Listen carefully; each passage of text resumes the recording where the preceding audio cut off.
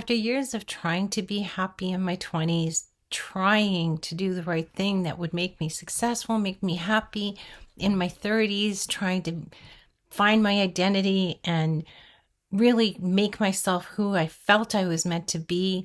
And in my 40s, realizing that, hey, why am I still hurting? Why am I in so much pain all the time? Why can't I be normal like everyone else? And then in my 50s, took me a long time. And I woke up one day and said, why have I been in pain all of my life? I tried so hard. I put everything I had into life. I gave, I pushed, I relentlessly did everything I could to be successful, be kind to people, be good to people, do my best.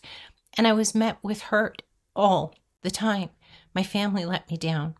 My relationships, oh my gosh, I can't just say they let me down. They left me scarred even more than I started to be in the first place. So if you're one of these people and you're sitting there and you're thinking, no matter how much you try to get away from the pain you're in, you end up back in it again. And it's a cycle, and you're realizing that this cycle is leaving you feel depressed or enraged or irritated all the time, snapping at people, hating yourself, not being kind to yourself, thinking you can't cope with life, thinking that you're broken and you can't be fixed. I was there too. And I went through the pain and I lived in it, and I was depressed to a really dangerous point. And I gained 200 pounds from the pain I was in because I was trying to swallow it down. Now, maybe you gain weight too, or maybe you have other habits. You have unhealthy or toxic ways of coping with your pain. There's a way to get out of it. There's a way to process it in a healthy way. There's a way to deal with it in a healthy way. And I want to talk to you about that today because so many of you who watch my channel, most of you have weight issues, but some of you don't. And my channel is about healing. It's about fixing the brokenness. It's not just about why you gain weight, but it's about fixing what's broken, getting healing, finding the true you behind the pain, behind the self-loathing, behind the vicious cycles we go through that eat at us night. And one of the biggest reasons we keep hurting doesn't always look like something destructive. It often shows up in ways that seem normal. It could be that you're in a really toxic relationship and you allow this type of relationship when you are hurting so much, but trying to fix it all the time and to please the other person all the time. It may look like distractions, keeping yourself busy. It may be that you're a people pleaser and you can't take letting anyone be unhappy with you in any way at all. It could be that you avoid conversations. For me, that ended up being isolating myself for 4 years. But for you, it may be that you just skirt around people and try not to engage with them. It could be, like me, that you overwork yourself, that you don't know how to stop, that you don't know when to put the brakes on, that you don't realize it's actually self-destructive to be going 16 hours a day without taking time to blink. All of these things and so many more are how we avoid dealing with pain. And the more we do it, the worse the pain gets. And this is where the cycle gets stuck because we think we're dealing with the pain. We think we're okay. We think that we've got it handled, but really we're just pushing it away. And that's toxic. And slowly it erodes away at you. And you find yourself later in life saying, why do I feel like this?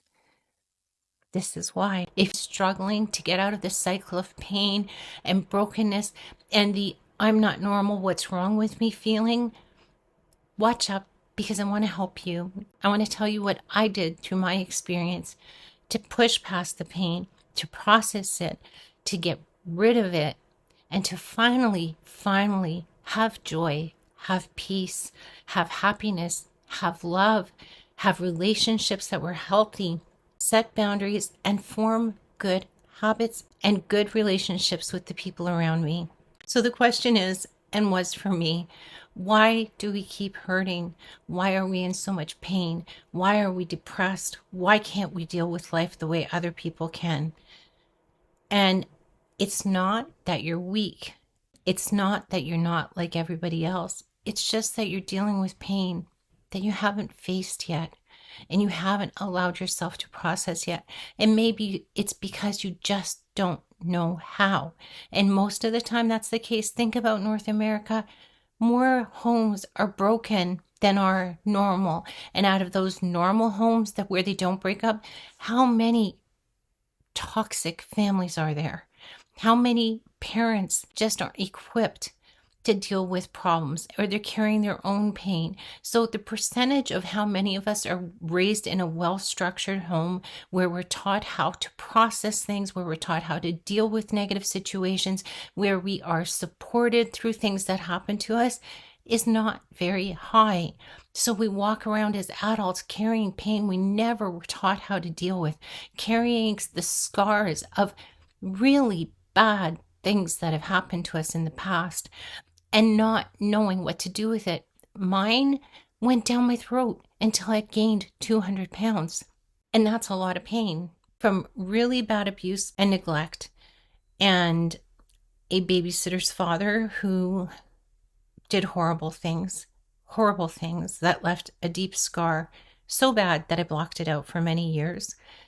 And other people I trusted did similar things. I fended for myself from a very young age. I had to. You know, I write poetry and I've shared some of it on the channel. And the reason I did it is because I didn't know what to do with this pain, but it was able to come out of me in metaphors. It was able to come out of me in a way that sounded pretty and lyrical and maybe brings you into the dark storm, but it still sounds really nice. So I was just taking that pain and saying it in a way that let me see it was there without actually dealing with it. So when you feel you're in this place of hurting beyond hurt and you stay there all the time, or the depression that just won't go away, or the anger towards the world and yourself, or anger towards certain situations that you've had to deal with in the past, or feeling like you're so disconnected from everybody else and that you're different. You know, I often say to my clients who are women who carry a little too much, it's not that you're not normal. It's just that you wear your pain. When you try to deal with your pain and you're swallowing it down, you're wearing your pain. But the person next door might be someone who spends too much. The person beside them might be an alcoholic. The person beside may have some addiction or bad habit or toxic behavior. And it just manifests differently in all of us. But brokenness is brokenness. Pain is pain. Scars are scars. And until we learn how to process them, how to let them out of us, how to deal with them, they don't go away. They just fester. They grow like cancer inside our spirit. When I started to deal with my pain and I realized, hey, you've gained 200 pounds. How about you start looking at why? So for me, it was, why do I need to comfort eat? For you, it might be, why do I go on shopping binges when I don't have money? Or why do I gamble my money away? Or why do I watch things I don't want to watch and I feel bad about afterwards? Or why do I scroll for 7 hours when I know I should be doing something productive? There's so many manifestations of how we process our pain, how we numb our mind, how we live in anger, or how we live in self-pity, or how we live in self-indulgence when we know it's wrong. That whatever your way of dealing with the pain is not wrong. It's just what you've known to cope, and it's what you use to cope. And it's not that one way is better than the other. They're not. If you're not processing it, you're not coping with it. You are living in it. And you don't deserve to live in pain, especially from stuff that happened to you years before, especially from stuff that happens to you with people who might say something inappropriately to you today and not be able to set a boundary and not be able to say, hey, you know, that wasn't a really nice thing to say. Sounds like you're angry.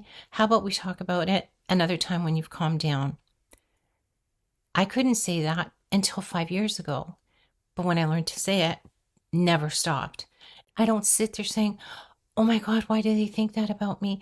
Oh my God, I have to fix this.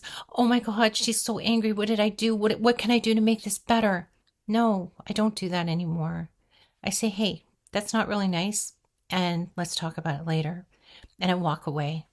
So if you see yourself accepting behaviors from other people that you don't want to, but you just don't know what to do with it, that's a manifestation of what you've been through in life. That's a manifestation of you not having the building blocks in place to be able to process and say, hey, that's not acceptable. Because maybe people have been unacceptable with you for a long time, maybe since childhood, and you just don't know that it's okay to protect yourself. It's okay to walk away from a bad situation. It's okay to not carry every single thing inside you thinking it's your fault, because it's not your fault. Other people's behavior, never your fault. Other people's anger, other people's words, not your fault. Not your choice. You are not the reason somebody else acts inappropriately, and you don't have to fix it, and you don't have to correct them, and you don't have to say, oh, I have to prove to them that they're wrong. No, leave it. It's between them and God. Leave it alone. Move on. What I say now is, wow, that's pretty nasty. I wonder how they got to be that way. I wonder why their thinking is so broken. And that's a far, far cry from where I was. I would panic if somebody said something about me. And last year, there was somebody who, about a decision I had made, and they were yelling and saying really nasty things. 10 days later, I realized, hey, that wasn't very nice.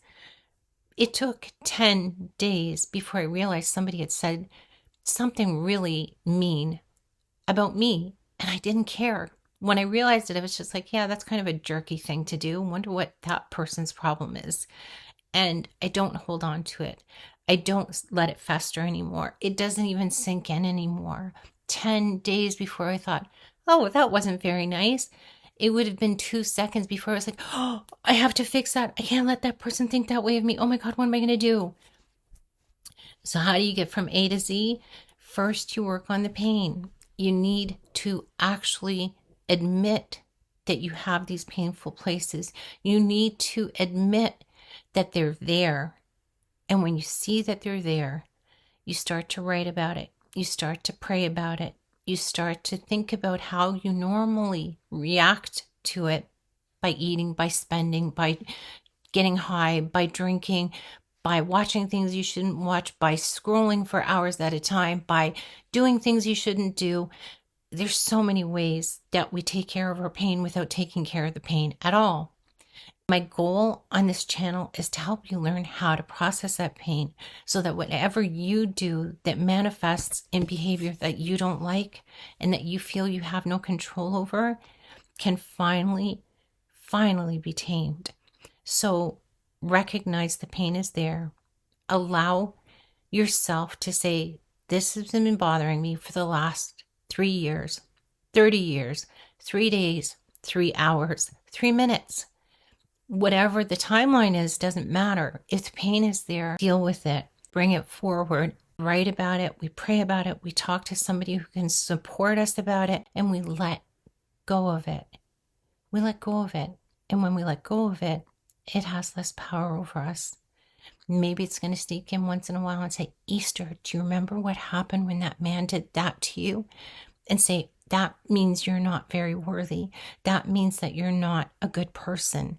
And that means that person thought this of you. You know what? Those are lies, and I don't let them in anymore.